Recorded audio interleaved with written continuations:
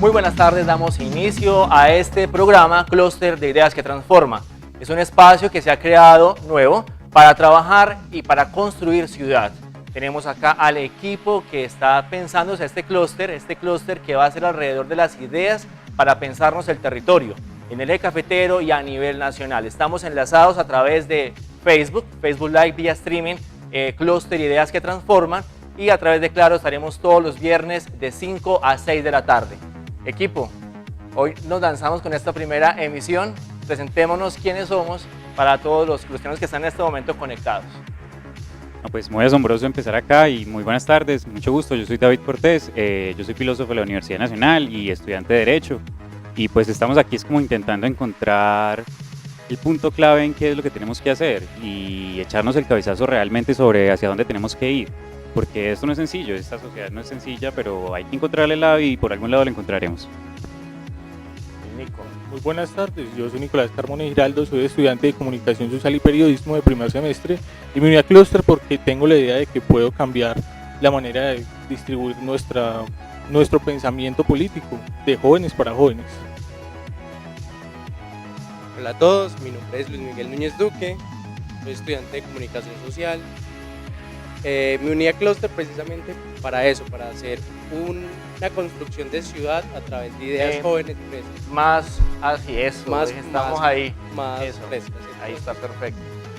Una construcción de ciudad a través de ideas jóvenes, frescas, con una visión de política más acorde a su sentido original. Perfecto. Este es el equipo de Clúster. Aquí todavía nos quedan faltando algunos clustrianos, si se dice así, que es Luis Miguel Mendoza, y se nos están viendo cada vez más. Clúster de Ideas que Transforma es un espacio de construcción ciudadana de jóvenes para jóvenes, como lo dijo Nicolás. Así que todos los jóvenes que nos están viendo en este momento, los que nos creamos jóvenes, ¿no? Porque muchos ya pasamos, según la ley de la juventud, ya más allá de la juventud. Sin embargo, todos aquellos que se quieran conectar y trabajar en este espacio, bienvenidos. Nos encuentran a través de Clúster de Ideas en Facebook, para que nos pregunten por ahí. También, este es un espacio que se conecta con todos los ciudadanos en cualquier lugar del país y del mundo para que nos cuenten a través de Ideas Clúster cómo ustedes quieren transformar su territorio, qué idea de ciudad. Hoy con nuestro tema que es cómo ordenamos el territorio y el territorio para quién. Se pueden conectar con el hashtag Ideas Clúster, qué idea tienen para el territorio, o con la experiencia Clúster, la experiencia de ciudad, cómo viven ustedes la ciudad, cómo la recorren. Para hacer esta introducción vamos con esta crónica que nos ha regalado TED para entender un poco en qué momento los humanos decidimos pensar en ese concepto de ciudad.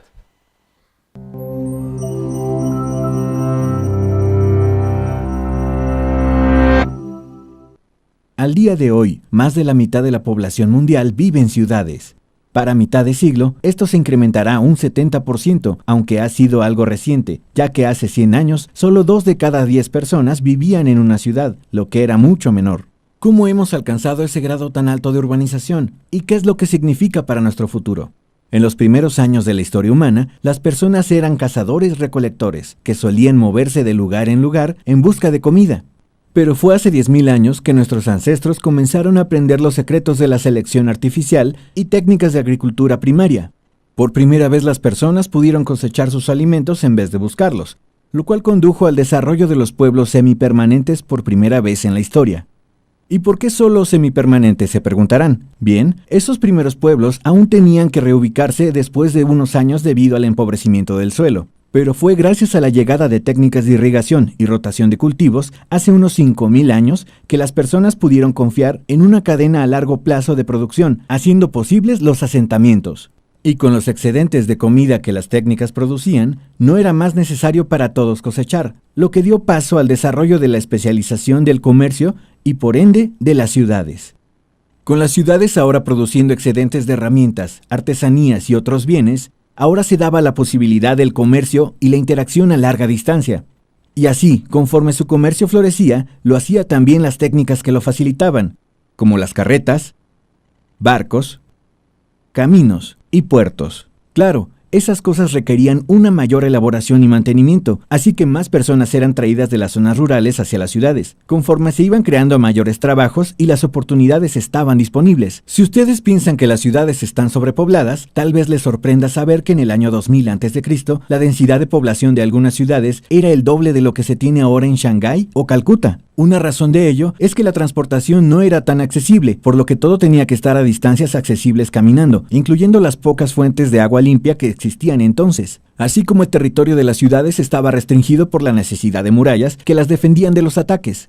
El Imperio Romano fue capaz de desarrollar infraestructura que sobrepasaba esas limitaciones, pero más que estas, las ciudades modernas como las conocemos no se iniciaron hasta la Revolución Industrial, cuando las nuevas tecnologías desarrolladas a gran escala permitieron a las ciudades expandirse e integrarse subsecuentemente, estableciendo departamentos de policía, bomberos y servicios de sanidad, así como caminos y la posterior distribución de electricidad. Entonces, ¿cuál es el futuro de las ciudades? La población global actualmente es mayor a los 7.000 millones de personas y está predicho que alcanzará un tope alrededor de los 10.000 millones, en donde el mayor crecimiento ocurrirá en las zonas urbanas de los países más pobres del mundo. Entonces, ¿cómo deben las ciudades cambiar para adecuarse a ese crecimiento? Primero, el mundo debe de buscar la forma de proveer alimentación y educación adecuada para todas las personas. Segundo, el crecimiento debe darse de una forma en la que no se daña la tierra que provee los bienes y servicios que apoyan a la población humana.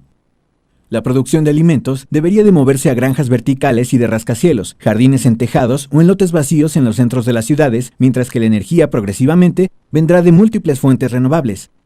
En vez de viviendas de una sola familia, más residencias deberán ser construidas de manera vertical, así como podrían verse edificios que contengan todo lo necesario para la vida diaria de las personas, así como ciudades más pequeñas enfocadas a lo local y su producción sustentable. El futuro de las ciudades es diverso, maleable y creativo, no más construido alrededor de una sola industria, pero sí reflejando e incrementando su conectividad en el mundo global.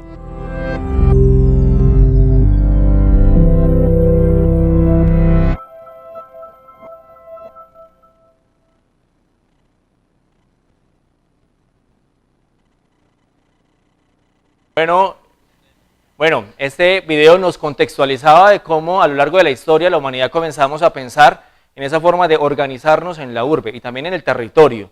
Esta crónica fue de TED y tenemos los derechos frente a eso y muchísimas gracias a todos los que nos siguen por redes sociales a través de Facebook. Vamos a estar nosotros conectados para que compartan los videos y para que los puedan ver. Tenemos a nuestros invitados de la tarde de hoy, de este primer programa. Bienvenidos a este clúster, bienvenidos a este espacio. Felipe Martínez es el actual coordinador del Observatorio de Ciudad, del Observatorio Social del Delito, de la Gobernación del Quindío, del Programa de Seguridad Humana.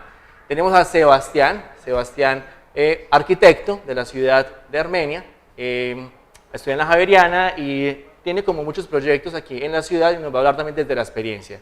Tenemos a Richard Escarpeta, que Richard es el actual director de planeación de La Tebaida, del municipio de La Tebaida, los tres muy jóvenes y con esta idea de territorio. ¿Desde qué momento comenzamos a pensar, a ordenar el territorio? O qué mejor, ¿qué instrumento utilizamos en Colombia para ordenar el territorio? Bueno, pues históricamente siempre ha existido la necesidad de crecer ordenadamente, ¿sí? Digamos que el país, Colombia, siempre tuvo esta necesidad y creo que históricamente intentó hacerlo con algunos intentos de leyes, ¿no? Por allá en la década de los 80 y más o menos eso vino a tomar frutos, digamos, a dar frutos más o menos en la década de los 90 con la ley 388 de 1997. A partir de ahí, digamos que se dieron como las directrices generales, como las generalidades de cómo se debe ordenar un territorio y digamos que hay unos principios, entre ellos, digamos, uno de los más importantes es la preponderancia del bien general sobre el particular, es decir, debe primar el beneficio general sobre el particular, ¿no? Entonces eso es bien importante. A partir de ahí han nacido, digamos, unos instrumentos que son los POTs de primera generación. Que es un POT? Un POT es Plan de Ordenamiento Territorial, ¿sí? Con el que se intenta ordenar el territorio, ¿sí?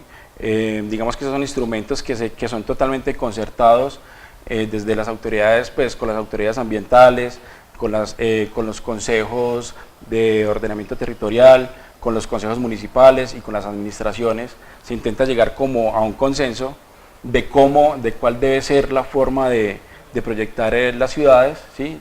No solamente las ciudades, sino el territorio en general, o sea, la parte urbana y la parte rural. Eso fue más o menos en el año 2000 que empezaron los POTS de primera generación, y digamos que ya han pasado casi 20 años desde la ley 388 y más o menos 18 años o 17 años aproximadamente desde los primeros POTS, ¿sí? Actualmente, pues muchos de esos POTS, más o menos el 80% de los POTS del país, están desactualizados, digamos que porque ellos inicialmente tenían un alcance de 12 años, pero las ciudades que se lo han podido permitir, porque digamos que eso vale mucho dinero, las ciudades que se lo han podido permitir han ido actualizándose, ¿sí? Pero en gran parte, pues digamos, de los municipios del país tienen estos instrumentos desactualizados, ¿sí?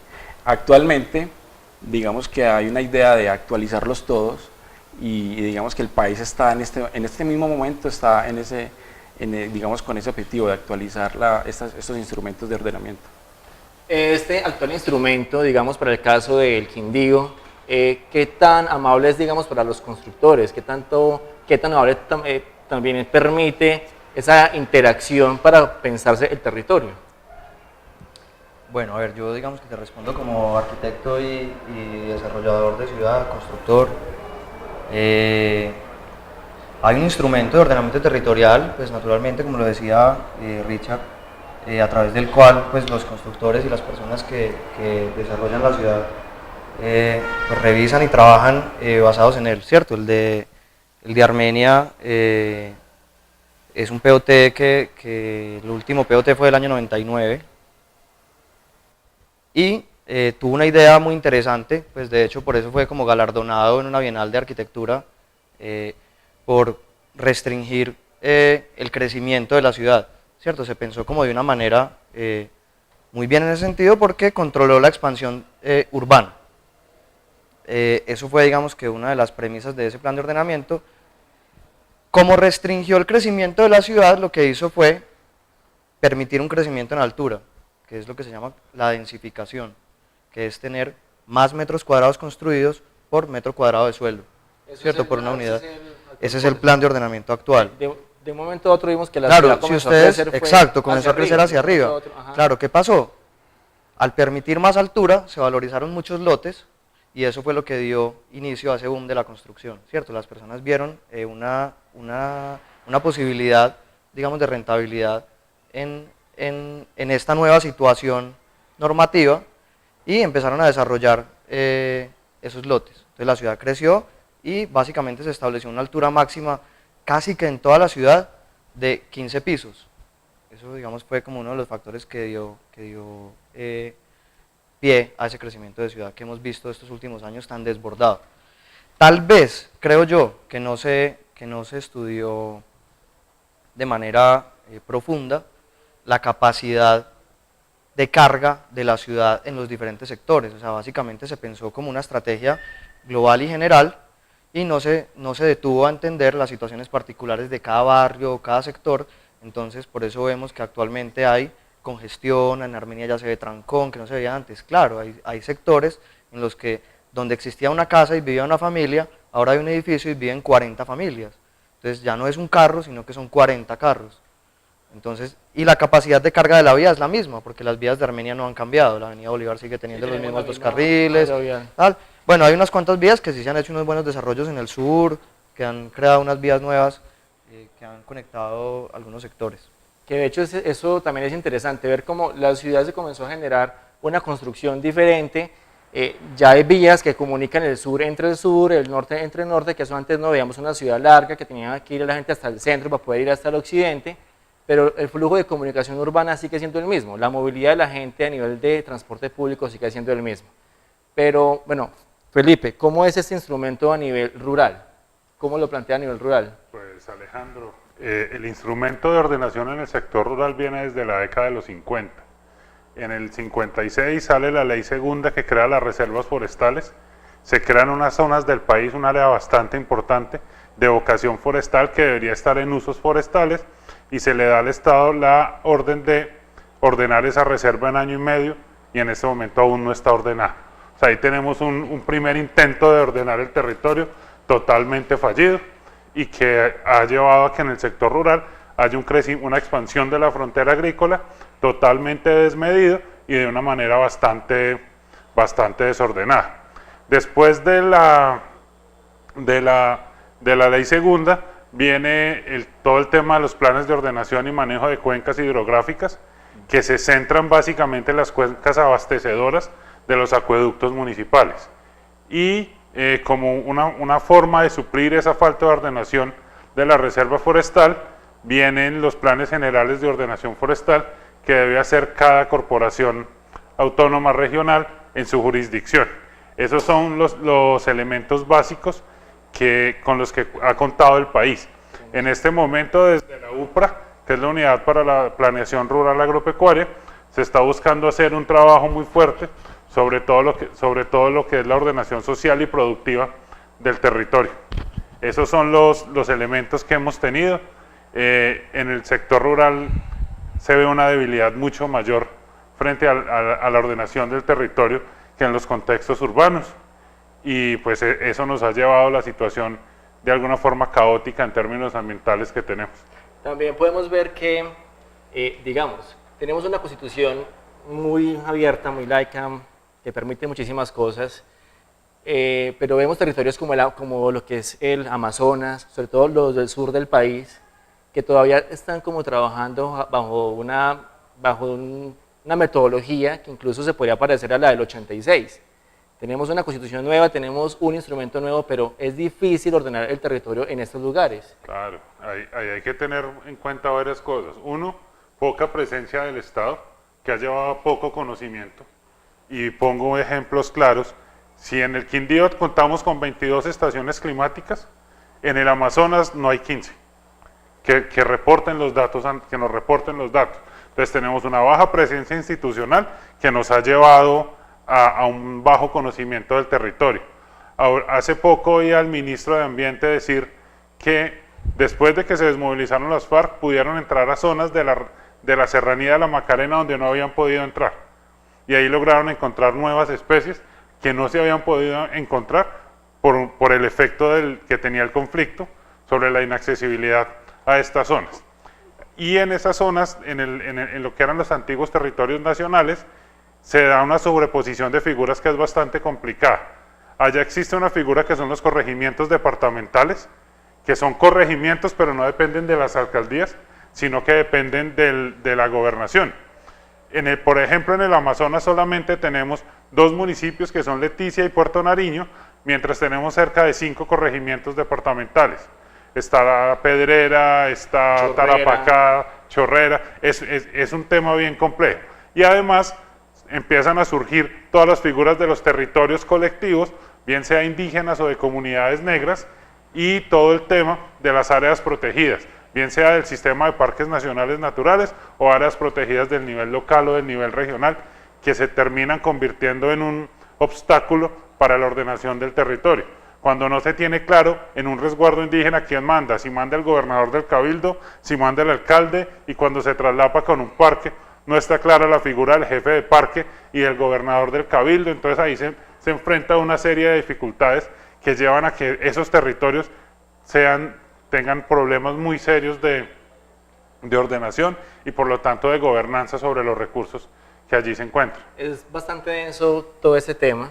De hecho, ahora con los acuerdos de La Habana se comenzó a pensar incluso y se comenzó a hablar de, bueno, dicen que desde antes, de los pods regionales, ¿no?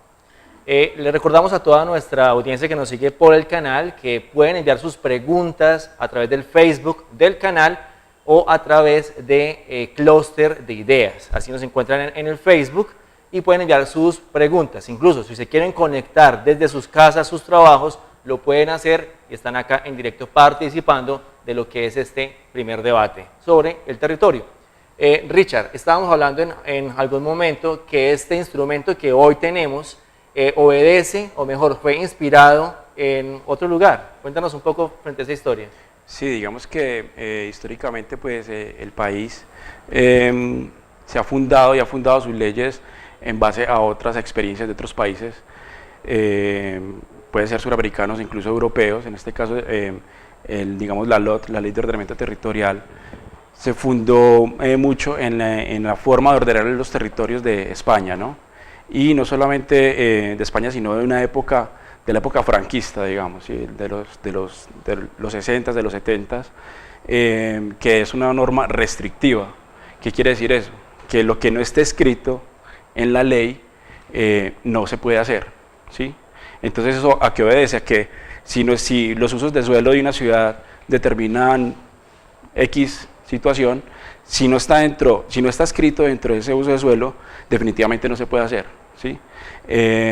Digamos así que haya una catástrofe o así hayan cambiado la vocación del territorio. exacto, precisamente los POTs se habla de que se vencen en 12 años, ¿sí? Digamos que hay unos objetivos a corto, mediano y largo plazo, pero si bien esto es cierto, están pensados para que se actualicen cada periodo de gobierno, es decir, deberían haberse actualizado cada 4 años, ¿sí? Lo que pasa es que como son tan costosos, las administraciones municipales no se lo podían permitir ni se lo pueden permitir. A raíz de esto, a raíz de que todo por lo que ha pasado a nivel ambiental, por la ola invernal, por todas las catástrofes naturales que han pasado, el Departamento Nacional de Planeación decidió ofrecer, digamos, su ayuda a todos los municipios que necesitaban actualización, y a raíz de esto nació un programa que se llama POTS Modernos. En el departamento del Quindío hay 3 municipios y el departamento, digamos la gobernación, está dentro de este programa del DNP. En el departamento del Quindío está La Tebaida, Circasia y Quimbaya, que están en este programa. Y tratando un poquito pues de redondear la idea inicial, es que los POTS modernos, el enfoque es distinto. No es taxativo ni es prohibitivo y no es en base a lo que se ha hecho tradicionalmente en el ordenamiento territorial colombiano, sino que el enfoque, digamos, es más progresista, más liberal, y está, digamos, basado en los países anglosajones, como pues Inglaterra o Estados Unidos, donde los usos tienden a ser más mixtos, por ejemplo. O sea, la ocupación del territorio no es prohibitiva, sino que lo que no esté escrito en la ley se puede hablar, se puede discutir y se puede buscar una estrategia de cómo se hace. Recientemente estuvimos en unos talleres en la ciudad de Cali con el DNP y nos ponían un ejemplo. Por ejemplo, el centro de Nueva York, hay bares, hay restaurantes, hay discotecas, hay de todo tipo de actividades dentro de la ciudad, pero sin embargo también hay oficinas, también hay vivienda, ¿sí? Entonces, pero todas las actividades se pueden realizar siempre y cuando uno no moleste al otro, ¿sí? O sea, y para eso hay un montón de estrategias a nivel de usos, ¿no? Bueno, para los 3, brevemente, para cerrar este primer bloque, y es lo bueno y lo malo de este instrumento en el país, ¿sí? ¿Qué le ven de positivo y qué le cambiarían a ustedes? Hace poco yo estuve en un foro, qué pena pues que me tome la palabra, hace poco estuve en un foro de... El que estuve en Medellín y que... No, en Bogotá, que era los 20 años de la ley 388, que ya cumplió 20 años, y estaban ahí todas las personas que, digamos, que intervinieron y que participaron en la creación de esta ley.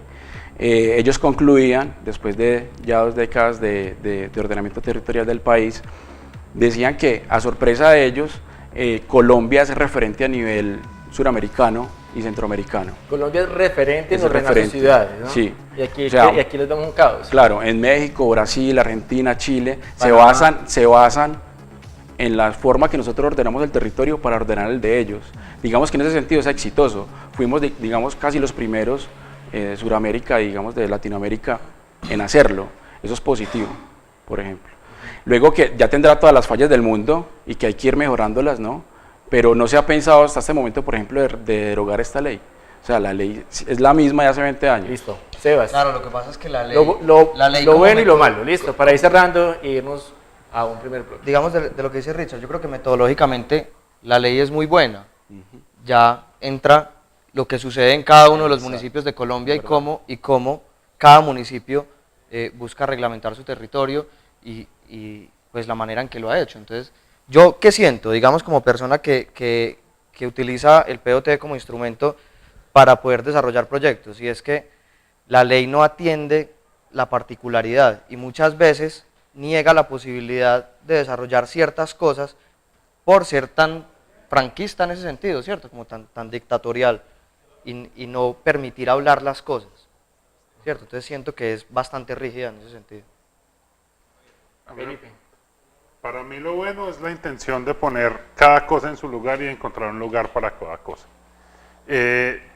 ¿Cuál es la gran deficiencia que hemos tenido? Que el tema metodológico no está claro. Hay unas guías que ha generado el Agustín Codazzi, pero no son vinculantes. Entonces eso nos ha llevado a que cada quien termine ordenando el territorio como quiere. Y cuando vayamos a pegar los municipios que están uno junto al otro, nos vamos a encontrar con unas grandes diferencias.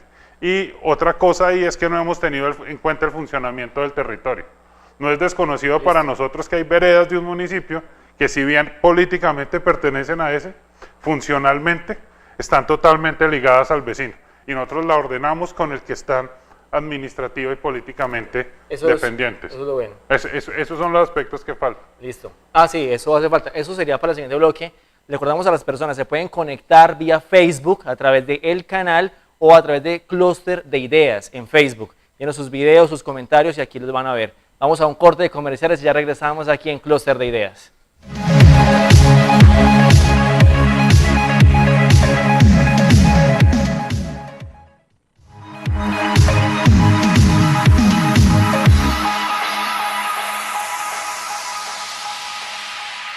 Ahí eso, perfecto, conectados a través de Facebook, se pueden conectar, estamos preguntando a través del canal, que es Visión TV en Facebook, es un fanpage, o a través de Clúster de Ideas que Transforman en Facebook. Se pueden conectar, estar escribiendo, y por eso vamos a darle paso a Nicolás, que Nicolás está con redes, a ver qué se dice en las redes sociales y qué están diciendo en este momento. Nicolás es el encargado de estar todo el tiempo pendiente de los comentarios y de lo que la gente está enviando. Recuerden, pueden enviar sus comentarios o sus videos. Nico. Listo. Muy buenas tardes. Hola Nico, ¿qué tenemos en redes sociales? Listo, en las redes sociales tenemos que entendemos por el POT. Sí. Listo, ya les muestro. Esa es nuestra página. Nico, qué bien, esta es la página para que la conozcan. Listo. Acá, ¿qué entendemos?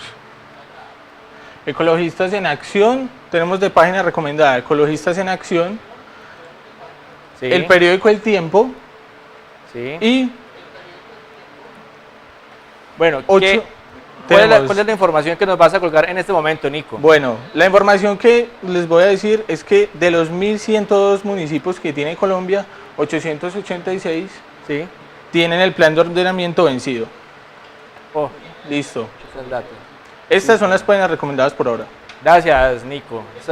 Ese es nuestro Facebook para que se vayan conectando, para que vayan también viendo todo lo que son las páginas que tenemos, ¿sí? Para que la gente pueda también indagar sobre esta información que también es muy escueta, es muy abierta, es muy fría. Ahí pueden llegar a encontrar los links recomendados y vamos a subir el pod que tiene Pereira, Manizales y Armenia para que ustedes lo puedan descargar si no lo tienen y lo puedan leer. Bueno, vamos con este bloque de información y regresamos para comenzar a hablar ya para ir concluyendo nuestro clúster. ¿Qué tanta información tenemos para ordenar el territorio? ¿Qué tanta información tenemos en los territorios para comenzar a ordenarlo? Si vamos a ordenarlo, tenemos que tener cierta información. Información tenemos bastante. El país se ha preocupado a través de sus institutos en producir bastante información en el tema de suelos y zonificación de tierras. El IGAC es un referente en América Latina. Acaba de ser destacado como un modelo por la FAO para replicar en América Latina todo el modelo IGAC y nos ha generado bastante información. El Ingiominas y lo que... ¿Y se está usando? Ya voy para allá. Ingiominas y lo que es el Servicio Geológico Nacional también ha generado bastante información. Donde estamos un poco más cortos es en el tema climático y en el tema hidrográfico. Ahí es donde están las grandes falencias de información a la hora de ordenar un territorio. Se está usando, lamentablemente, hay que decir que no entiendo por qué los municipios y los departamentos no se han dado a la tarea de montar sus propios sistemas de información geográfica. Lo que decía ahorita Richard de que es un proceso muy costoso, es porque es que no tenemos ni la información ni los sistemas propios. Entonces, cuando usted busca un consultor para que haga el ordenamiento territorial, le tiene que pagar desde que busque la información y monte un sistema de información geográfica. Y eso, yo creo que esa es de las limitantes grandes que tenemos para ordenar el territorio.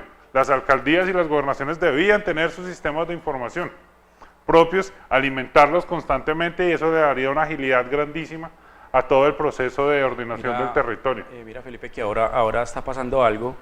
Yo he participado en varias mesas para este tema de la actualización de los planes de ordenamiento territorial, y nos hemos encontrado que, por ejemplo, una ley dice que para poder hacer los planes digamos, de gestión, del componente de gestión del riesgo en los planes de ordenamiento territorial, la ley exige que en la parte urbana, digamos en las zonas urbanas del territorio, haya una cartografía a escala 1.5000 y en la parte rural a 1.25.000. Resulta que ningún municipio del país tiene cartografía a escala 1.5000. Pues el tema de la escala es desde qué altura tomo la foto, es decir, entre más bajito tomo la foto, la escala es más detalle, ¿no? Entonces, escala 1.5000, digamos que es una escala casi de detalle, ¿sí? Una escala 25.000 es más de exploración, y así, ¿sí? Entre más alta, digamos que es menos detalle. Entonces, en este momento estamos todo el país, no solamente el Quindío, sino todo el país necesitando cartografía a escala 1.5000. Y eso vale muchísimo dinero y toma mucho tiempo. Entonces, en ese sentido, dentro de esa lógica, hay que conseguir los recursos económicos, porque pues la ley está, pero los recursos, digamos que hay que conseguirlos, ¿sí? Porque puede valer 1.000 o 2.000 o 3.000 millones, o sea, es una cosa, digamos, de ese talante, y entonces, y además eso toma mucho tiempo, ¿no? O sea, no solamente sacar la foto satelital, que tomaría 10 meses, por ejemplo, en el caso del Quindío se toma más o menos 10 meses hacer los estudios de las zonas urbanas a 1.5000, y más lo que tomaría el estudio de gestión, del componente de gestión del riesgo, ¿no? Pero Richard, hay que ver una cosa.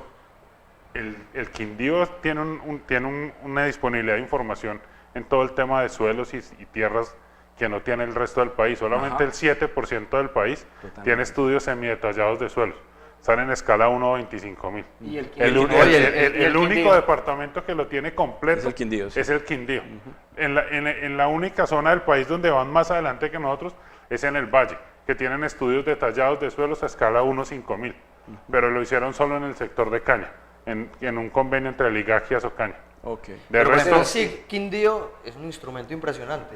A mí me parece que es una cosa, pues, que le permite a la gente consultar desde muchas capas, ver el territorio desde muchas capas, y es o sea, yo lo consulto constantemente. Bueno, usted como arquitecto, ¿qué tanta información tiene disponible, digamos, para adquirir este predio, saber que en este predio se va a generar algún uso específico, y qué tan disponible tiene, o sea, y qué tan cierto y tan exacto es esa información? Yo siento que la información es completa. La información que tiene el Quindío cuando uno va a desarrollar predios es completa. El IGAC suministra planos correctos. Armenia tiene unos planos también que están actualizados, que están buenos. Siento que hay veces sí el tema ambiental no está bien coordinado con los planos urbanos, por ejemplo, o con los mismos planos rurales. Hay veces aparecen unas manchas de suelos de protección que en realidad no son suelos de protección. Entonces, ahí de pronto sí hay como algo que revisar. Es un tema de escala también. Pero entonces, si tenemos tanta información y estamos tan adelantados en ese tema, porque a veces la percepción, no estoy diciendo que sea así, pero a veces la percepción vemos que tenemos un territorio desordenado, ¿sí? Tenemos un territorio que tenemos mucha información, pero la percepción de las personas es que es un territorio desordenado. No, mira, parece que fuera... Yo qué siento, que está regulado, ¿cierto? Existen normas para todos los sectores de Armenia, no hay cosas que están por fuera o del territorio en general. Lo que pasa es que hay veces que no son las mejores, ¿cierto? Pero existe, o sea, regulado está. Bien o mal, no sé. Exacto, pero si el instrumento fuera tan bueno, o bueno, si el instrumento funcionara, tuviésemos hoy unas ciudades un poco más amables para los ciudadanos, que sería como esa experiencia que tiene el ciudadano. ¿La ciudad para quién o el territorio ordenado para quién? Mira, Hay una pregunta para redes y va para Sebastián, aunque los dos son arquitectos, los dos también han trabajado en proyectos de construcción, pero va para Sebastián y es, vemos una ciudad que a veces es una ciudad de cubos, para resumir como la pregunta, ¿sí? Y es una ciudad que no tiene un tipo de arquitectura amigable con las personas, una. Y dos, ¿por qué? ¿Por qué está pasando eso? Aunque eso no es de un ordenamiento, pero es chévere cómo se está pensando desde los arquitectos como esas construcciones. Y dos, ¿por qué hay tanto caos, ¿sí?, en este tema de construcción? Dicen específicamente que por todo el tema político o lo que hemos visto de la Procuraduría, de tanta gente, de la Procuraduría, de la Fiscalía, que han comenzado a intervenir frente al tema del POT y dicen que van a hacer unas investigaciones frente al tema. Sebas. bueno, a ver, eso fueron como 2 preguntas largas. Como 3 o 4. Sí, más. Bueno, la primera, a ver, digamos cuando hablan de cubos y de edificaciones amigables con la ciudad, yo creo que ahí no interviene el POT, yo creo que ahí es más como el talento y las ganas de proponer ciudad por parte de los arquitectos de Armenia, ¿cierto? Yo creo que los arquitectos de Armenia realmente no están preocupados en hacer ciudad. ¿La ciudad la está levantando los arquitectos de Armenia? ¿O hay otra gente que se piensa acá los proyectos? O cómo se pegan los proyectos? Yo creo que en su mayoría es gente de Armenia, pues las constructoras, aquí hay unas constructoras grandes que hacen casi todos los proyectos y sus empleados son de Armenia y son personas de Armenia.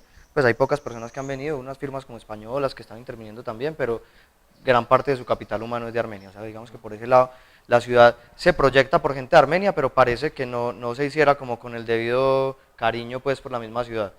El tema de los cubos, yo creo que sí, es como una falta no sé, de ganas de proponer, de ir un poco más allá en lo que tiene que ver con diseño. Ojo que el POT no tiene nada que ver con diseño. Muchas veces dicen, ay, ¿por qué aprueban esos proyectos tan feos en la curaduría?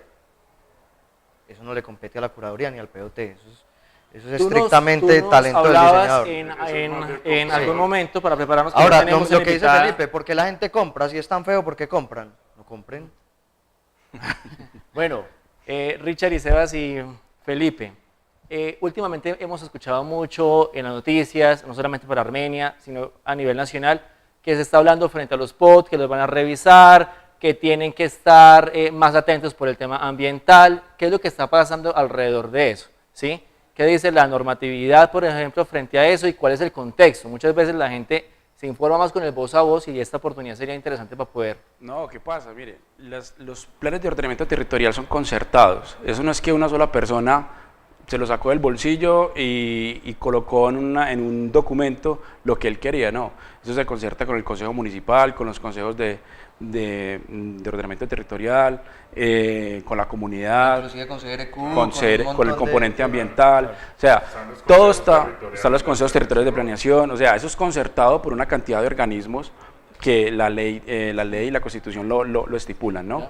La ley 388 y la Constitución lo estipula. Entonces, no puede ser, lo que no puede ser, y es una duda que a mí me salta también, es que después de que la última actualización del POT, por ejemplo, de Armenia, que es el que está en controversia ahora, fue aprobado en el 2009, porque después de 8 años, o sea, como que llama la atención, no, pues es que no están respetando el tema ambiental. Lo que pasa es que ahí nos tenemos que ir a de dónde sale el tema de las rondas hídricas.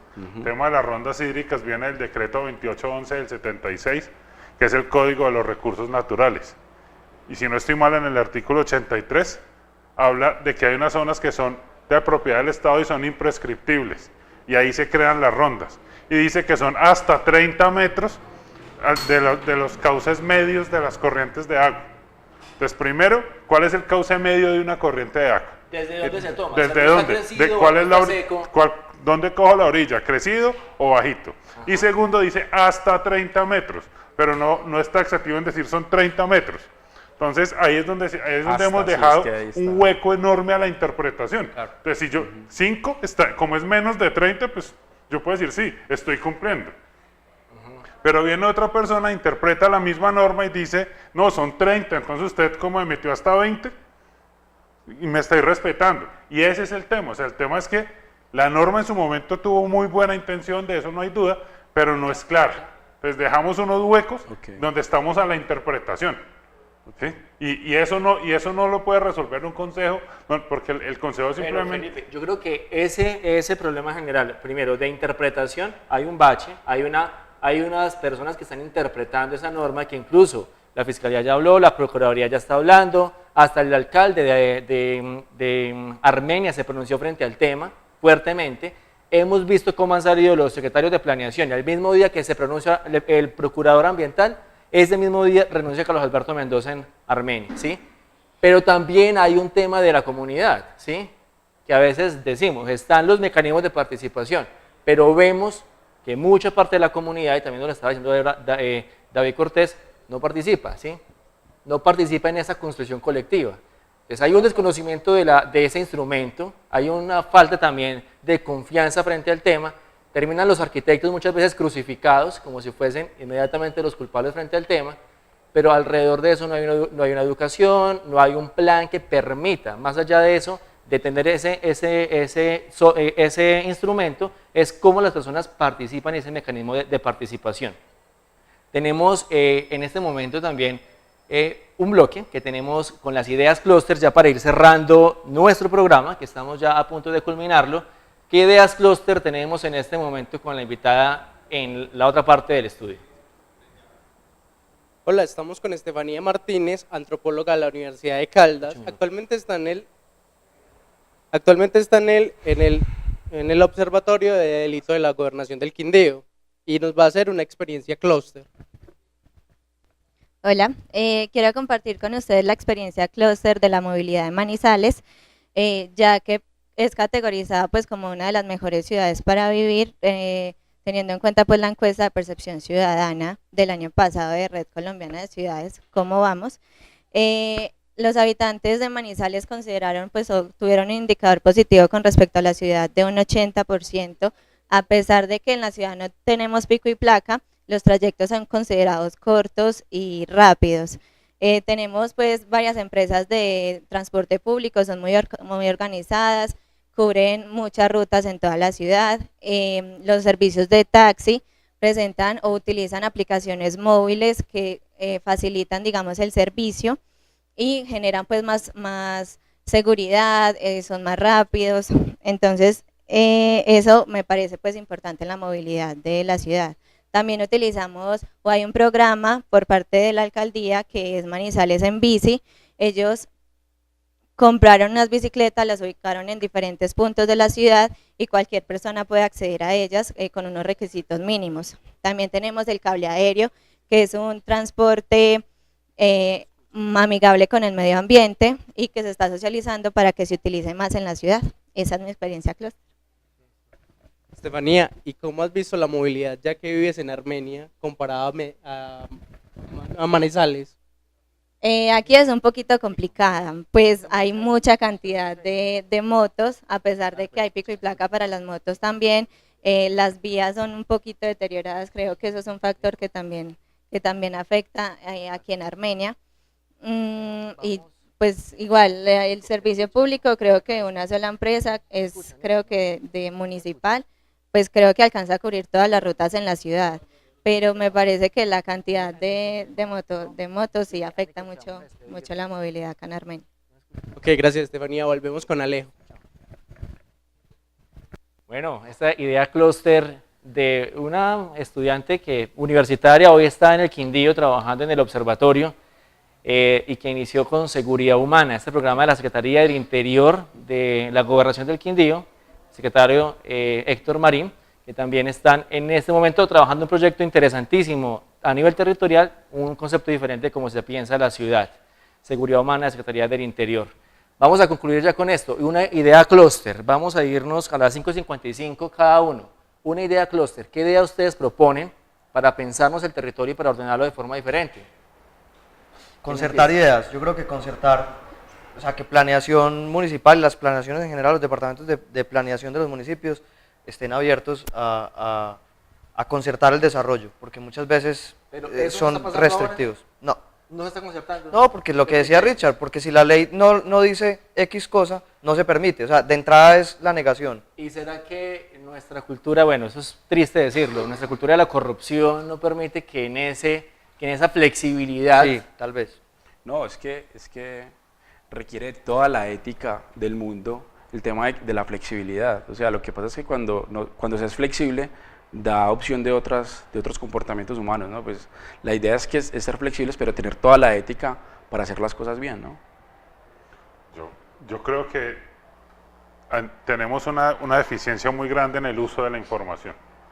¿Sí? Usemos la información, generemos sistemas integrados de información, un tema como lo que hizo la gobernación con el SIC Quindío es una iniciativa importantísima, hay que darles fuerza y hay que hacer escenarios prospectivos.